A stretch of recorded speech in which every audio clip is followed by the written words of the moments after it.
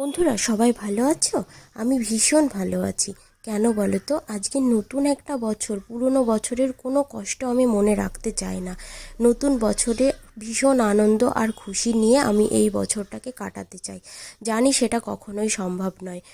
দুঃখের পাশাপাশি সুখ থাকবে, আর সুখের পাশাপাশি দুঃখ তো থাকবেই। তারপরও আমি আশা করছি এই বছরটা যেন ভগবান আমার ভালো কাটে, আর সঙ্গে তোমাদেরও যেন ভালো কাটায়। তো যাই হোক, সেসব কথা ছেড়ে দাও। তো এখন এই নতুন বছরটাকে তোমরা কে কিভাবে সেলিব্রেট করছো সেটা কিন্তু অবশ্যই আমাকে কমেন্টস করে জানিও। আর আমরা কিভাবে নতুন বছরটাকে আমন্ত্রণ করছি সেটাই দেখো। এখানে এই যে নতুন একটা রান্নাঘর তৈরি করা হয়েছে, এটা মা বেশ কিছুদিন ধরে অনেক কষ্ট করে রান্নাঘরটি তৈরি করেছে।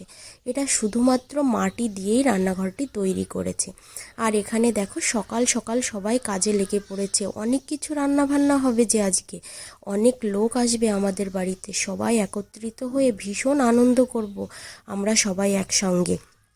তো এখানে এই যে মাসি এই বড় ওভেনটায় রান্না করছে। এখানে ডাল রান্না হবে, চিকেন রান্না হবে, আর হবে পনিরের তরকারি। পনিরের তরকারিটা ওখানে বৌদি উনুনেই করছে। আর এই বড় বড় দুটো রান্না এটা মাসি করছে এখানে। তো যাই হোক, সবার সঙ্গে কিন্তু একসঙ্গে হয়ে আজকে ভীষণ আনন্দে কাটছে দিনটা। আর এত গল্প আড্ডা, কতদিন যে হয়ে গেছে সবাই একসঙ্গে মানে একত্রিত হয়ে এত মজা করা হয় না। তো বৌদি এখানে দেখো এই যে পনির কাটছে। আর এখানে পনিরের যে তরকারিটা হবে সেটা হবে শাহি পনির। ওটা বৌদি ভীষণ ভালো করে, এর আগেও দুবার করে খাইয়েছে। আর এখানে দেখো, এক একজন এক এক সময় খুন্তি নাড়ছে, যে যখন সময় পাচ্ছে সেই তখন রান্না করছে। পিকনিক তো এরকমই হয় বলো, সবাই সবার মতো করে একটু রান্না করবে, একটু কাটাকুটি করবে, যে যখন যেটা পারবে সে তখন সেটাই করবে। এটাই তো পিকনিকের আনন্দ। নির্দিষ্ট কোনো লোক হয় না পিকনিকে। আর আমরা তো দূরে কোথাও যাইনি, বাড়িতেই করছি। ওই জন্য সবাই একসঙ্গে হয়ে এরকম আনন্দ করা যাচ্ছে। আর দূরে গেলে একটু অসুবিধা হয়, ছোট বাচ্চা টাচ্চা নিয়ে আবার অনেক কিছু টেনে হিসড়ে নিয়ে যেতে হয়, তো ওই জন্য একটু অসুবিধা হয়। আর যেহেতু এটা আমাদের রান্নাঘর উদ্বোধন হচ্ছে, তো সেই রান্নাঘরেই তো আমাদের রান্নাটা হবে। আর আজকে দারুণ একটা ব্যাপার আছে।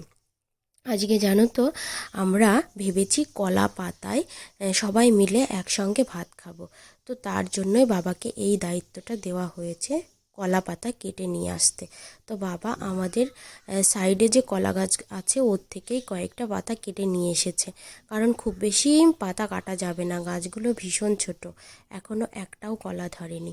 ওই জন্য যতটুকু সম্ভব ততটুকু পাতা ওখান থেকে কেটে নিয়ে এসেছে। আর বাদ বাকি তো এমনি থালা থাকেই, সেগুলোতে খাওয়া হবে। তো এখানে ফাইনালি দেখো, সব রান্না বান্নাই প্রায় কমপ্লিট হয়ে গেছে। আর দু একটা রান্না আছে, সেটা হলেই কমপ্লিট হয়ে যায়। আর বাবা এখানে কলার পাতার এই থালাগুলো এখন তৈরি করবে। তারপর রান্নাবান্না হয়ে গেলেই আমরা একসঙ্গে উঠোনে বসে এই কলা পাতায় ভাত খাবো। কত দিন হয়ে গেছে এরকমভাবে। ছোটোবেলার কথা না ভীষণ মনে পড়ে যায়, কারণ ছোটোবেলায় কোনো নিমন্ত্রণ বাড়িতে খেতে গেলে, বিশেষ করে শ্রাদ্ধ বাড়িতে খেতে গেলে, নিচেই বসিয়ে এইভাবে কলা পাতায় খেতে দিত। জানি না কে কে তোমরা এইভাবে খেয়েছো, কিন্তু আমি কিন্তু প্রচুর খেয়েছি এইভাবে নিচেই বসে কলা পাতায় ভাত খাওয়া। সেই দিনগুলো কোথায় যেন হারিয়ে গেছে। কিন্তু এখন আবার নতুন করে মানুষ কিন্তু কলা পাতায় দেখো ভাত খায়। তো এই যে এখানে রান্নার পাশাপাশি ছবি তোলাতুলি হচ্ছিল, দেখো সবাই একসঙ্গে দাঁড়িয়ে ছবি তুলছিল। তো এটাই তো আনন্দ।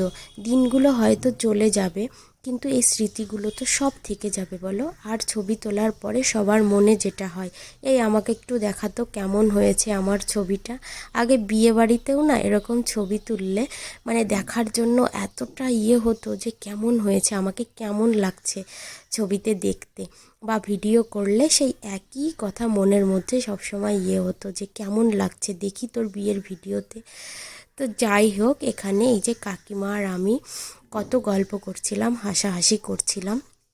কিন্তু তোমাদেরকে না কোনো কথাই মানে শোনাতে পারলাম না, কারণ সাইডে পিকনিক হচ্ছিল, মাইক বাজছিল। ওই জন্য মানে সব সাউন্ড না ভিডিওর মধ্যে চলে এসেছে, যার জন্য মানে আমাকে এইভাবে ভয়েস দিতে হচ্ছে। কিচ্ছু করার নেই, একটু মানে কষ্ট আমারও লাগছিল যে এত সুন্দর একটা দিন সবার মুখের কথা যদি তোমাদেরকে শোনাতে পারতাম ভীষণ ভালো লাগতো, কিন্তু কি আর করা যাবে, যেহেতু 1 জানুয়ারি সবাই তো আনন্দ করবেই বলো, তাদের আনন্দকে তো আর আমরা মাটি করে দিতে পারি না। তো এভাবে আমি ভয়েস দিয়েই ভিডিওটা করছি, তোমরা কিন্তু অবশ্যই ভিডিওটা দেখো।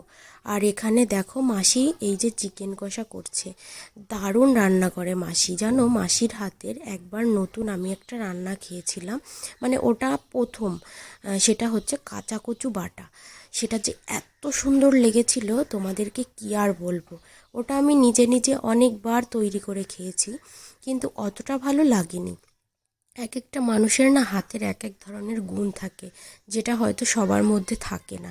তো মাসি আজকেও দেখার পরে না সেই কথাটাই বলছিল, সেই কাঁচা কচু বাটা কেমন লেগেছিল, আমি যে ভীষণ ভালো, আমি সেটা আরও একবার খেতে চাই। তো এখানে দেখো মাসি এই যে চিকেন রান্না করছিল, তো আর এখানে মা করছিল পনির ভাজা। এই পনিরটা ভেজে আবার দেখো জলের ভিতর দিয়ে রাখে, শাহি পনির নাকি এইভাবেই করতে হয়, পনিরগুলো ভেজে জলের ভিতর দিয়ে রাখতে হয়। তো আমি এইভাবে কখনো করিনি, বৌদির থেকেই খেয়েছি, মানে বৌদি রান্না করেছে সেটাই খেয়েছি, তো দারুণ লেগেছে খেতে, আজকেও আরেকবার খেতে চাই।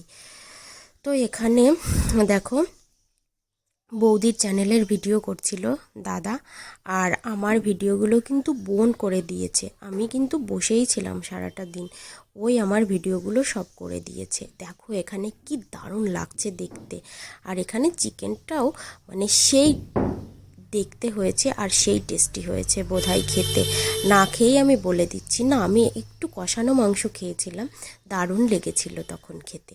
আর ওখানে ওই যে বৌদি ভিডিও করছে, দাদা ভিডিও করছে, আর আমি এখানে উনুনের পাড়ে বসে বসে দেখো এই যে সেই ছোটোবেলার কথা কিন্তু ভীষণ মনে পড়ে, এভাবে উনুনের পাড়ে বসে ভাত খাওয়া রান্নার পরে শীতের দিনে, এর যে কি একটা আনন্দ, উনুনের গরম আঁচ নিতে নিতে। এভাবে তোমরা কে কে ভাত খেয়েছো বন্ধুরা? আমি কিন্তু অনেকবার খেয়েছি। আর এখানে সবাই মিলে দেখো খাবার দাবার দেওয়াতে ব্যস্ত ছিল, ওখানে কলা পাতায়ও খাচ্ছিল, আবার খুব বেশি কলা পাতা তো নেই, তার জন্য অনেককে প্লেটেও দেওয়া হয়েছে। তো এবার আমি ভেবেছি এখানে বসে বসে আমি কটা ভাত খেয়ে নেব, কারণ এই গরম উনুনের পাশ থেকে না আর উঠতেই ইচ্ছা করছিল না। মা আমাকে এখানে দেখো মাছের মাথা দিয়ে ডাল দিয়ে খেতে দিয়েছে, আমার তো দারুণ লাগে। আর ফোড়নের যে লঙ্কাটা দেয় না, শুকনো লঙ্কা, ওটা তো দিয়ে খেতে ওর একটা আলাদাই মানে সেন্ট আর ঝাঁজ, দারুণ হয়েছিল রান্নাটা, এক কথায় অসাধারণ।